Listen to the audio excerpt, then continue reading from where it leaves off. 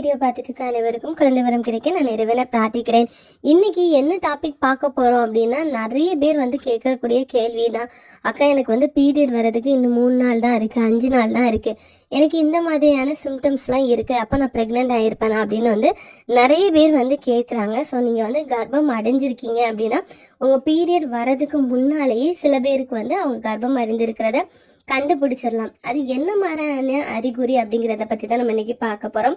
So உங்களுக்கு period வர்றதுக்கு இன்னும் ஒரு 5 நாள் இருக்குது அப்படின்னா உங்கள் உடம்புல என்ன மாதிரியான மாற்றங்கள்லாம் ஏற்படும் அப்படின்னு நம்ம இன்னைக்கு பார்க்கலாம். ஸோ வீடியோ ஃபுல்லாக ஸ்கிப் பண்ணாமல் பாருங்கள், கண்டிப்பாக உங்களுக்கு யூஸ்ஃபுல்லாக இருக்கும்னு நம்புகிறேன். இந்த வீடியோ பார்க்கும்போது எல்லாருமே அப்போ எனக்கெல்லாம் இந்த சிம்டம்ஸ் இல்லையா, அப்போ நான் ப்ரெக்னென்ட் ஆகிருக்க மாட்டேனா அப்படின்னு ஒரு கேள்வி கேட்காதீங்க ப்ளீஸ். எல்லாருக்கும் சிம்டம்ஸ் இருக்காது, அறிகுறிகள் இல்லாமல் கூட கர்ப்பம் தரிக்கலாம். எல்லாருக்கும் ஒரே விதமான அறிகுறியும் ஏற்படாது. ஒவ்வொரு விதமான அறிகுறிகள் நம்ம உடம்புல மாற்றங்கள் ஏற்படலாம். உங்களோட HCG ஹார்மோன் நம்ம உடம்புக்கு ஒத்துக்கிட்டு அப்படின்னா நமக்கு எந்த விதமான சிம்டம்ஸும் தெரியாது அப்படின்னு சொல்றாங்க. ஸோ HCG ஹார்மோன் உருவாக சில பேருக்கு இந்த மாதிரியான அறிகுறிகள்லாம் தோன்றதுக்கு வாய்ப்புகள் இருக்கு.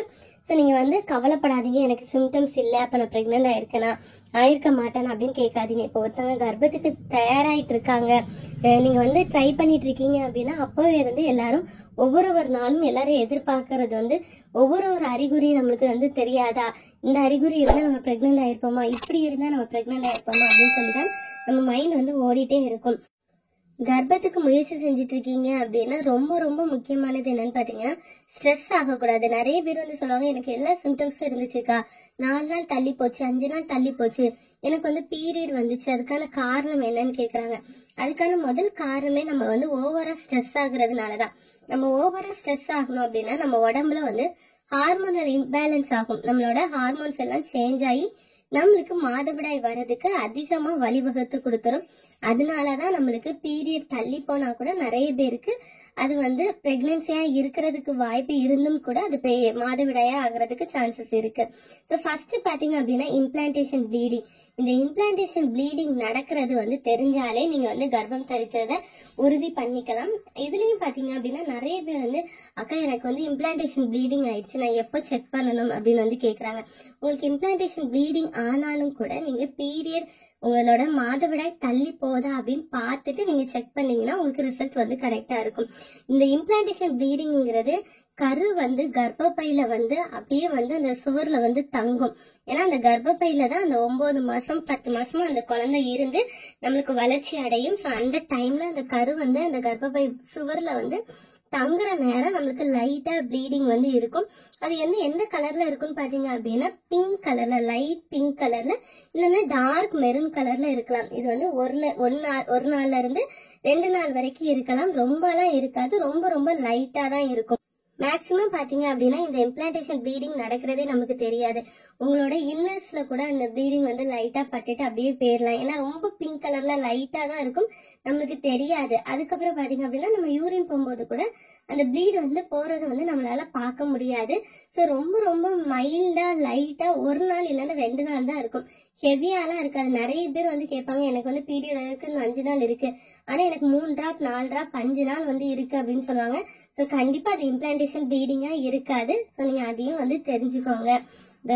இம்ப்ளான்டேஷன் ப்ளீடிங் அப்படின்னா இந்த ரத்தப்போக்கு ரொம்ப லைட்டா தான் இருக்கும். அதுதான் நம்ம இம்ப்ளான்டேஷன் ப்ளீடிங் அப்படின்னு சொல்லுவாங்க.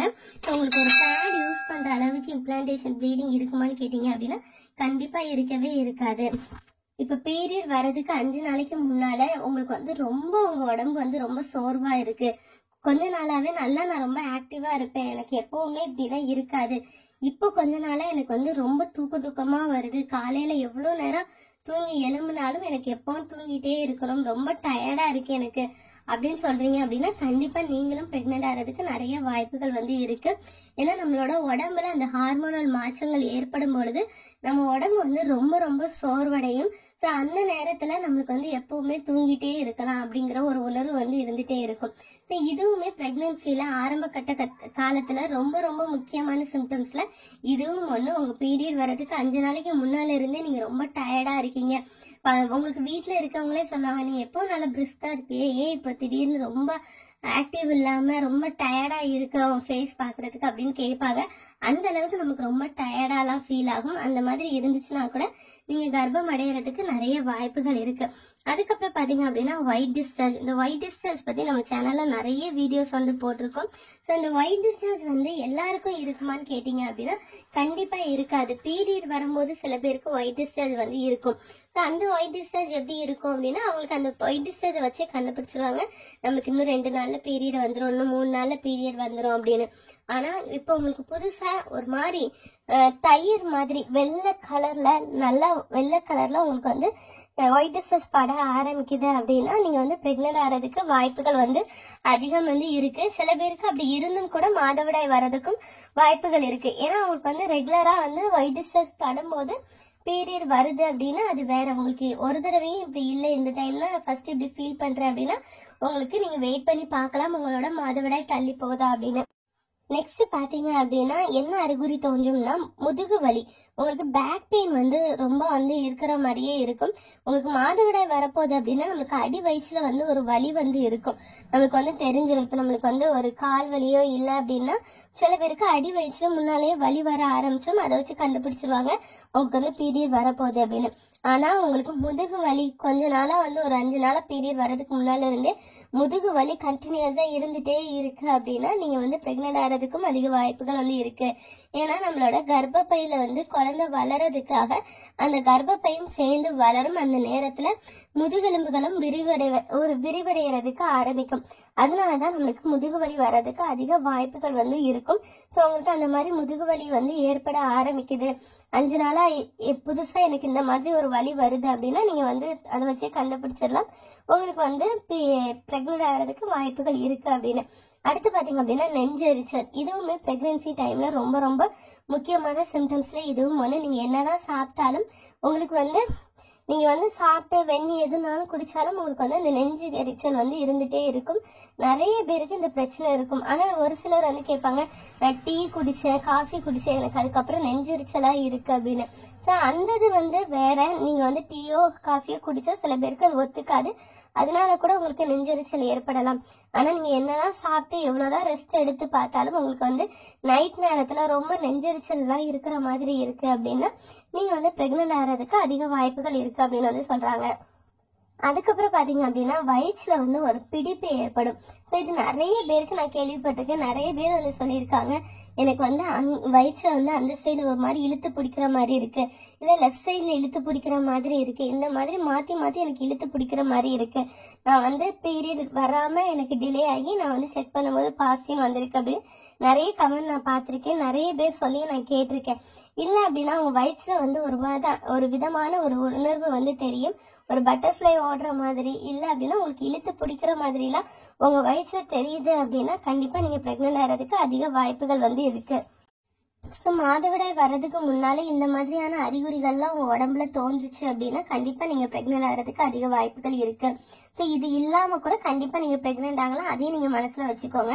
அதுக்கப்புறம் பாத்தீங்க அப்படின்னா நிறைய பேர் சொல்றது எனக்கு வந்து இந்த சிம்டம்ஸ் எல்லாம் இருந்துச்சு ஆனா எனக்கு வந்து மாதவிடாய் வந்துடுச்சு அப்படின்னு சொல்லி நிறைய பேர் வந்து சொல்றாங்க.